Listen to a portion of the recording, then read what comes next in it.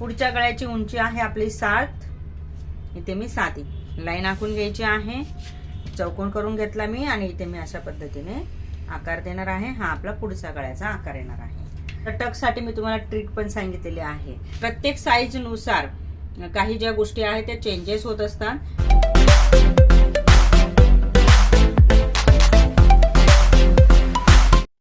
तर आज आपण इथे 44 साईजचं प्रिन्सेस कटचं पेपर पॅटर्न कशा पद्धतीने काढायचं आहे ते शिकणार आहोत. तर बघा, त्याच्यासाठी मी इथे मेजरमेंट घेतलेलं आहे. संपूर्ण हे मेजरमेंट मी बॉडीवरून घेतलेलं आहे. तुम्हाला माहिती आहे आपली प्रिन्सेस कट पॅटर्नची सिरीज जी आहे ती चालू आहे आपल्या चॅनलवरती. तर आतापर्यंत आपण 42 साईज पर्यंत आलेलो होतं. आज आपण 44 साईजचं पॅटर्न काढणार आहोत.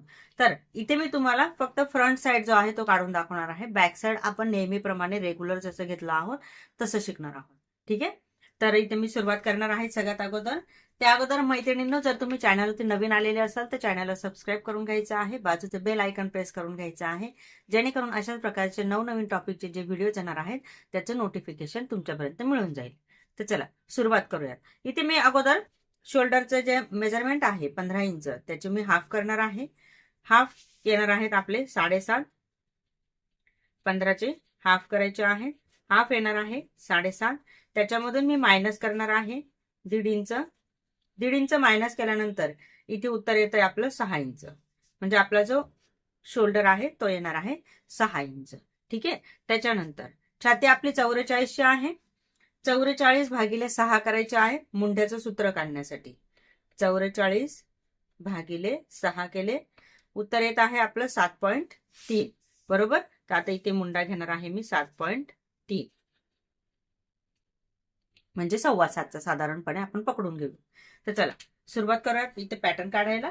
तर इथे मी पेपर घेतलेला आहे बघा, हा पेपर. इथे मी लाईन नाही आखून घेणार आहे, ही जी लाईन आहे तीच मी इथे यूज करणार आहे.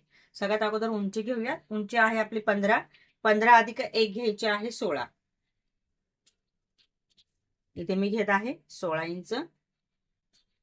याच्यावरती लाईन आखून घ्यायची आहे आपल्याला. ही अशी लाईन मी इथे आखून घेतली आहे. त्याच्यानंतर शोल्डरचं आपण सूत्र काढलेलं होतं त्यानुसार इथे शोल्डर येणार आहे आपलं 6 इंच. मुंडाचं पण आपण सूत्र काढून घेतलेलं होतं त्यानुसार आपण इथे 7.25 इंचाचा मुंडा घेणार आहोत. आता ही लाईन आपल्याला ही अशी आखून घ्यायची आहे. आता आपल्याला इथे घडी टाकायची आहे. तर घडी कशी काढायची? 44 भागिले 4 करायची आहे. ठीक आहे. 44 भागिले 4 करूयात आपण. 44 भागिले 4 केल्यानंतर उत्तर येणार आहे आपला 11. तर इथे मी घेणार आहे घडी 11ची. इथे 11 इंच घेऊया. नंतर त्याच्या पुढे घ्यायचे आहेत आपल्याला 1.5 इंच जे आपण एक्स्ट्रा घेणार आहोत. आता इथे लाईन आखून घ्यायची आहे ही अशी स्ट्रेट. त्यानंतर खाली यायचं आहे. इथे कमर घेरची जी लाईन आपण घेतलेली होती, कमर घेर होता आपलं 40. बरोबर. पुन्हा कॅल्सी घ्यायची आहे. 40 भागिले 4 करायचे, उत्तर येतं आपलं 10 इंच. तर इथे आपण घेणार आहोत लाईन 10 इंचची. तर इथे 10 घ्यायचे आहेत खाली आणि पुढे घ्यायचे आहेत आपल्याला 2.5 इंच एक्स्ट्रा. ओके. ही लाईन आपण आखून घेणार आहोत आणि हा चौकोन आपण रेडी करून घेतलेला आहे. आता शोल्डर स्लोप द्यायचा आहे. शोल्डरला उतार मी इथून देणार आहे 0.5 इंचाचा.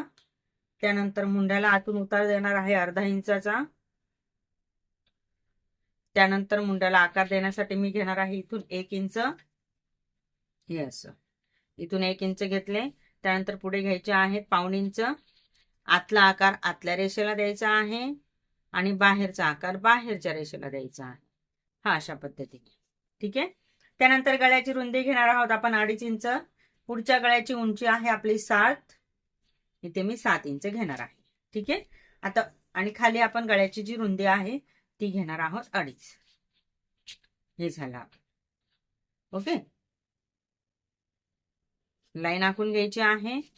चौकोन करून घेतला मी आणि इथे मी अशा पद्धतीने आकार देणार आहे. हा आपला पुढचा गळ्याचा आकार येणार आहे. त्याच्यानंतर आपल्याला इथे खाली यायचं आहे कमर घेरकडे. इथे मी टक्स घेणार आहे. तर टक्स साठी मी तुम्हाला ट्रिक पण सांगितलेली आहे. 44 इंच साईज आहे आपली. 44 भागिले 10 करायचे, 4.4 उत्तर येते. बरोबर. त्याच्यामध्ये 0.5 इंच प्लस करायचे आहे आणि इथे घ्यायचे आहेत 5 इंच. हे 5 घेतले. इथे 5 घेतले, मग इथे पण 5 येणार आहे, परंतु हे मला जास्ती वाटत आहे, मग इथे मी फक्त 4.5 इंच घेणार आहे. बघा, अर्धा इंच मी इथे पण कमी केलेले आहेत. प्रत्येक साईज नुसार काही ज्या गोष्टी आहेत त्या चेंजेस होत असतात, तर त्या गोष्टी आपल्याला चेंज करायच्या आहेत, एवढं गोष्ट लक्षात ठेवायची. इथे घेणार आहोत आपण 2.5 इंच, इथे 2.5 घेतले, मग तसे सेम इकडे पण आपण 2.5 घेणार आहोत. इथे पण मी 2.5 घेऊन घेतले आहे. ठीक आहे. आता इथून खाली घ्यायचे आहेत 1 इंच, इथून खाली घेतले आहेत मी 1 इंच, त्यानंतर इथून खाली घेतले आहेत 1 इंच. आता याला लाईन आखून घेऊ. ही अशी लाईन आखून घेतली आहे आणि इथून ही अशी लाईन आखून घेतली आहे, म्हणजे हा पॉइंट इकडे जॉईन करून घेतला. आता इथला पण जो आकार आहे याला इथून 1 इंच घ्यायचे आहे आणि हा जो पॉइंट आहे हा आपल्याला इथे जॉईन करून घ्यायचा. यानंतर आपण वरती येणार आहोत. इथे घेणार आहे मी 1/2 इंच लाईन आखून घ्यायची आहे. ही लाईन आखून झाल्यानंतर काय करायचं आहे आपल्याला, इथे असा आकार द्यायचा आहे. ही लाईन इथे आखून घ्यायची. हे झालं. आता हा आकार आपल्याला असा द्यायचा. हा प्रिन्सेस कटचा खालचा टक्सचा आकार झाला.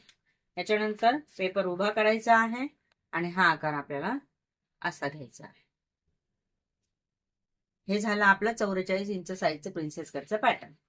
तर हे आपल्याला कटिंग पण करायचं असतं. ठीक आहे. तर कटिंग कसं करायचं आहे ते पण बघूया.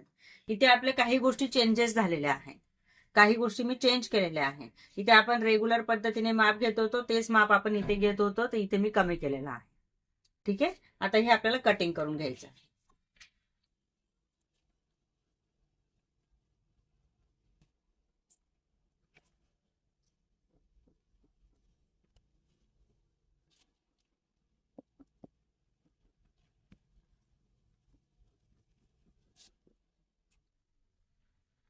तर बघा, हा इथला जो पार्ट आहे हा मी कट करून घेतला आहे आणि आता इथे मी गोल आकार जो आहे तो कट करणार आहे. गोल आकार कट केल्यानंतर आपल्याला मुंड्याचा जो आकार आहे तो पण कट करायचा असतो.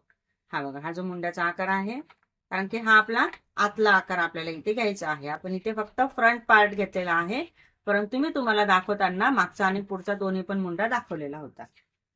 आता बघा, इथे मी हा पार्ट घेतलेला आहे, याला इथून आतमधून असं कट करून घ्यायचं आहे बरोबर इथपर्यंत, हे असं. ठीक आहे. आता हा जो टक्स आहे, टक्सचा हा पॉइंट, हा पण आपण इथे कट करून घेणार आणि हे आपल्या इथे कट झालेलं आहे. आणि हे झालेलं आहे आपलं प्रिन्सेस कटचं पेपर पॅटर्न. अगदी सिंपल आणि सोपी पद्धत.